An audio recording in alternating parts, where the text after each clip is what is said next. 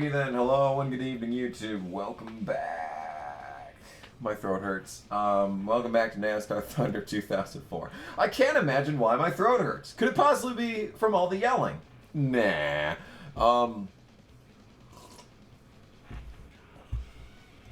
As you can see, we're going to Michigan. We're probably going to lose this race. Massively. Horribly. Painfully. Lose this race. Not only because I suck in Michigan, but because we have kind of shit equipment right now. We have a few things coming through. We're actually going to get back to being Steven, when it comes to overhauling and repairing times. And I can't afford the shop upgrade yet. Well, yes I can actually, but I'm not going to buy it because we're going to do bad in Michigan. I just want to get Michigan out of the way. Because after Michigan, I remember things were looking good forward on the old agenda. Last week was Watkins Glen, Ricky Rudd won. Tony Stewart continues his absolute raping of the field. He's all the way down to a 6.7 average finish. His season is falling apart, guys. Yep, the second that I start recording. The second that I start recording. Incredible. But last week I did get Rookie of the Race, and for some reason Move of the Race. Even though, I'd say my move at Sonoma was better. And Rookie of the Year standings, we are still solidly in second place, so that is good. 2 poles on the season, that's also good. But we are indeed moving on to Michigan this week, where we will suck. So, let's plug in all of the pieces. And I mean, the car's decent. The engine's kind of shit, but the chassis is really good and the body's okay. The engine is shit though. So this is a power racetrack. So fuck me, I guess. This is a track where you need power and we have none of it. So fuck me. Just straight up fuck me in the ass, basically. We're just gonna be having a bad time this week, basically. Fun. Tony Stewart on the pole. Who cares anymore, right? Who fucking cares at this point? Alright, well, let's go. Let's do our qualifying terribleness. You know, you'd think after all these years I'd be good at Michigan. Because it's not that hard of a track. You just drive as far into the corner as possible, slow down to 165, and hook the white line. Now, I didn't drive it in as far as I possibly could there, but the 165 part still applied, as you can see. Now, I know what you're supposed to do is you're supposed to go up right against the wall here and get as much speed into turn 1 as possible. And the car has for speed. Its actual speed is pretty at this point. It peaking at 192 in the corners is pretty terrible because when you get the car maxed out, you're supposed to blow the engine going into turn 1. That's how fast you should be going. So the fact that we're not there leads me to believe that we are not quite at the level that this car could be performing at. In fact, I think we could do for a few upgrades. 138, 139, dead last. Didn't get the qualifying objective, and I'm probably not going to get the race objective, so it doesn't fucking matter. I like how it's just tantalizingly close to the actual fucking race objective. I mean, it can't be the race objective. No, it can't be just 2 fucking spots higher. Nope, it has to be tantalizingly close, and then the race trim is absolutely shit, so there's absolutely no chance that I'm going to get 25th in the race. But maybe, just maybe, I'll get fired from Waste Management before the season's over. And McMurray's actually back here, so there was a chance of me getting the Rookie of the Race award. No, there really wasn't. The races are short enough that sometimes there can be some weird people that finish in the top 10. But I don't think the races are quite short enough that if people have a terrible qualifying time, that they can't make up that time. Like, you'll have McMurray, but he'll still get like 18th, so that his average finish remains 18th. But you have him starting back here, like even in the Chicagoland part, that part that you didn't see. I qualified 32nd in that race as well, because of fucking course I did. And Harvick qualified in 30th in front of me. But he was able to finish second, nearly, in that race. I screwed him over, so Newman finished second. But yeah, he could have finished second in that race, Harvick. So that just shows you that this race length is pretty good. This is a pretty good way to develop out a race.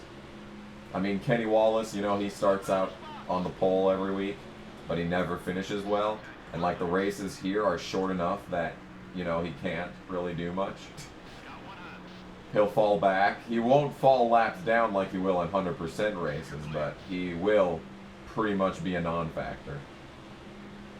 Except for when you're in the back and want to make up a free spot. Then just say, oh, hey, Kenny's starting up front. That's a free spot. And like the race is long enough for that. So, yeah. That's nice. That's a nice thing. Anyway, we're 37th. So nothing's going on. Nothing unusual.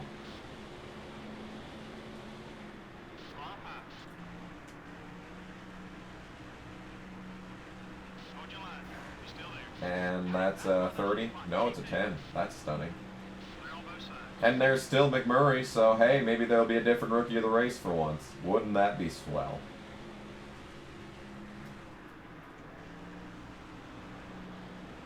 And I'm guessing people are going to start pitting like next lap, because that's what they do in this game. Oh, and it looks like Casey's driving the Muppets number 41, because his rookie stripes have mysteriously vanished. You know, they never drive the test car in career mode. And you know, they don't do it in race now mode unless like you're playing NASCAR 2005 and you're doing Chase for the Cup mode and you can specifically set what paint scheme they're going to use for the New Hampshire race. I don't know why you can do that, but you can in NASCAR Thunder 2000. Well, yeah, it's basically NASCAR Thunder 2005, but in NASCAR Chase for the Cup 2005, you can set during when you can actually set up the chase grid that you want, so that you can like start yourself in 10th but have a bunch of fake drivers be in the chase so that they do bad in the race anyway. Because you know, when you do Chase for the Cup and you actually set up your own chase grid, well, they don't actually change the ratings of the opponent drivers that you're putting in there. So if you put, you know, like Tony Raines in the 96 up there, see, he's driving the animal car back behind me.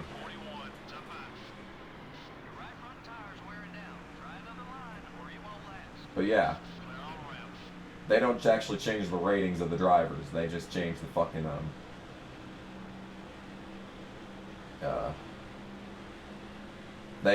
you can just put it there. Yeah, they don't even touch the drivers. It's not like career mode where if you actually like get a driver to consistently finish well, they actually change their AI like we saw in Casey's Angel. It's not like that, no, because the game totally has the capability of changing driver rating. It just doesn't for some reason in Chase to the Cup mode, so you can like maximize your skill points game by putting a bunch of fake drivers into the chase and starting yourself in like, I think the most drivers you can fit in a chase grid in those games are 15. So if you put you make a 15 driver chase, start yourself in last, and then put a bunch of fake drivers, put a bunch of 100 number drivers, then you can start yourself 15th, and you'll pretty much be in the points lead by the time you reach you know, Dover. That's just how simplistic that shit is. Once upon a time in NASCAR 2008, NASCAR 08, because that game has or maybe it was NASCAR 09, because I remember it was the Prilosec 31 that I was driving, and I don't know if the Prilosec 31 is in NASCAR 08. And it was also the Gen 5 car, so it could have very well been either because of that, but I don't actually know. But the point is, I was going to do a 100% Chase for the Cup mode, and I got through New Hampshire. I was playing as Jeff Burton, and I got through New Hampshire, and then when I went to Dover, I was like, man, this fucking blows. But I went through all of the 100% New Hampshire race. You can't take that away from me. I absolutely did do a 100% New Hampshire race in NASCAR 08. And I won that shit, baby. I actually had the entire field lapped at one point because it was during a pit cycle and the caution came out. And I decided to stay out for some reason. So I had lapped the entire field. Just so I could say I lapped the entire field, I stayed out there probably. Just for the fucking dance. But we're coming down pit road this time by. Hopefully I don't kill myself doing so. I want to take 2 tires because I want to have a good race. And if I take 4, I'm going to not have a good race. Brett Bodine, you need to go on the outside, buddy. As it turns out, you should probably be going on the outside of me, seeing as how I'm about to come down pit road. You mad bastard. Alright. Let's slow down. Slow my roll. That was a pretty good pit road entry. I might even take 4 because of that. That was a really good pit entry, so I'm actually taking 4. Screw it. We're not going to finish good anyway. We're not going to get the goal as it is, so we may as well have speed. Bare minimum here, because it looks like I have speed. I was catching Craven, so that means that I know I'm driving the course decently. This is one of my worst tracks, but I'm driving the course well enough that it doesn't matter. Oh, Christ. This pit stop is taking a long time. There goes Craven. I came in right behind him. 18-second pit stop. Wonderful job, guys. Wonderful job. So I was immediately behind Craven when I came down originally. And now I'm all the fucking way back here in dead last. Yep, once again, we're in dead last. It seems to be a thematic element of this series that we have to be in dead last, at least at some point in every single race. Except for the road courses, which I'm somehow getting top 10s and winning. And everywhere else, where our pit crew literally loses us the race, because they're so fucking awful. Are you pitting, Greg Biffle? No? You're going to pinch me into the wall because I'm going 15 miles per hour faster than you? Man, now I'm suddenly craving some gas station chicken, but we don't have the good gas station chicken anymore. The good gas station chicken shut down. We had it for what? A month? The local Hot Stuff Pizza gas station, they had a new chicken displayed for, I think, what? It had to have been less than a year, because that shit barely was there at all. And it was so damn good. It was gas station chicken, so you got what you paid for. But at the same time, it was good. Fuck you, it was good. But then again, these are my standards as a college student. What do I know? I'm a college student. What do I know about gourmet dining? Except the cafeteria at the college that I go to now, actually, was rated like top bands somewhere. I don't know. It was a well-rated, basically. So you see that, do you see that small collection of pixels in the left-hand corner of the screen way over there, just passing? Well, now they're way past the 76, but like they're just crossing the line. Not them, not even Stanton Barrett. But that small collection of pixels way out there, that's Ricky Craven. I came into pit road right behind him. And I mean right behind him. Like, I drove his ass down. That's why I wanted to take 2, because that's just how fucking god-awful this pit crew is. Okay. Alright. Kyle Petty just drove around me. Kyle Petty just drove around me. And no one else is going to pit for the rest of this race, by the way. And everyone that's behind me came out after me, so they're going to have fresher shit. So basically, for the, what is this, 10th race this season, we're the slowest car on track on speed? Should have just taken 2.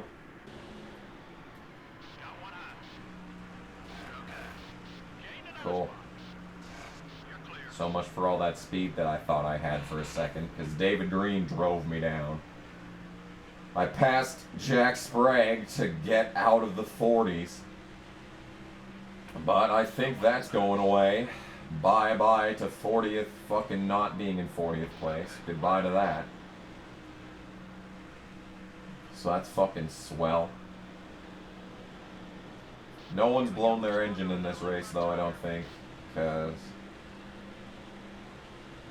it looks like the rest of the field's... Nope. Immediately as I say that, rest in peace, Ryan Newman.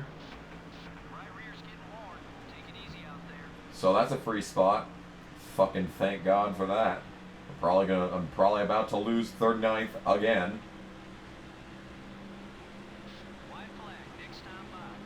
Fit a fucking Paldy, you fucking fat piece of shit. Fucking move your ass. I'm not fucking playing with you. You piece of shit. You fucking piece of shit. I'll pass your ass on the outside if I have to. Fucking get the hell out of here. Absolute asshole. I will fucking pass you on the outside.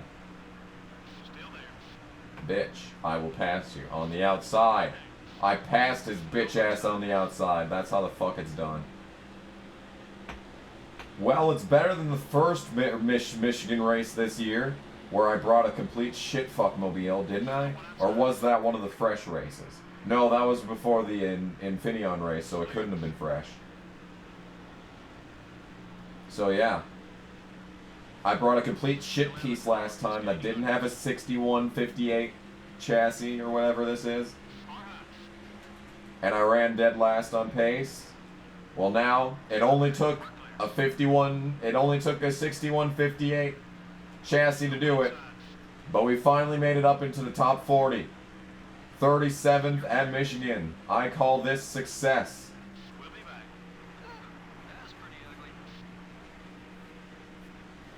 And Dale Jarrett won, not Tony Stewart. What the fuck? What is this shit? Caution-free race. Well, that's good news. Dale Jarrett's putting on a mid-season charge. This is some bullshit, that's what it is. Tony, you're choking.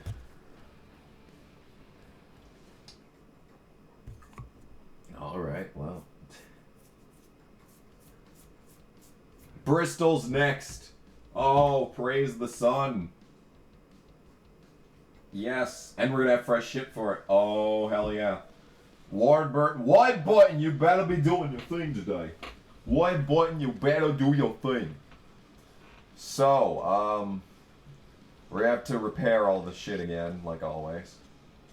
That'll literally do nothing, so. 89K for 2 races, screw it. This probably will literally do nothing. Okay, it will do a lot of things. It will make it a lot better. We were going to, yeah, we're gonna repair this one. But we're also gonna sell it when we're done with it. We're gonna repair this one and we're gonna use it for a few races. It's gonna be not great, but and hopefully it'll be for some short track races because we should be coming back up on short tracks. So hopefully it's like Richmond and New Hampshire that we have to yard race that car. This one we could overhaul, but I don't think I'm gonna. Yeah, that's acceptable. Acceptable losses. Are you ready to fucking fire me yet? Come the fuck on, Waste Management. Just pull the trigger already. Just fire my ass, please. I have had about enough of this shit. Soon, people, we will get the... You know, if I'd just done the fucking 150K at the start, it would probably be 3 races left on it. So, basically, I'm digging myself into a hole at this point. But hey, top bands, am I right?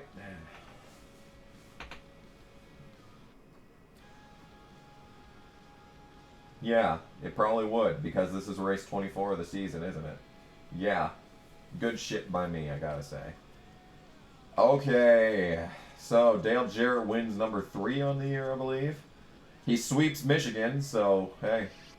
And he'll close in on the points lead, but not by much. That is his 3rd win on the year. He's got a 7.9 average finish, so he's closing in on Tony's 6.6. And we probably dropped in standings, because we always do. 33rd. With our 1-win ass. Yep. Quality bands. Anyway, yep, that'll be it for now. This has been NASCAR Thunder 2004, and I'll see you next time on this channel. Bye!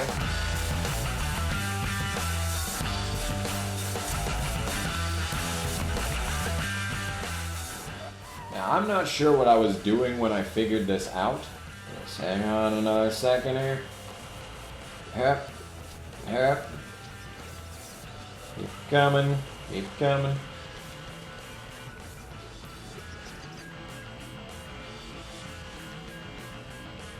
This is exactly what Herman Melville was imagining when he wrote Moby Dick.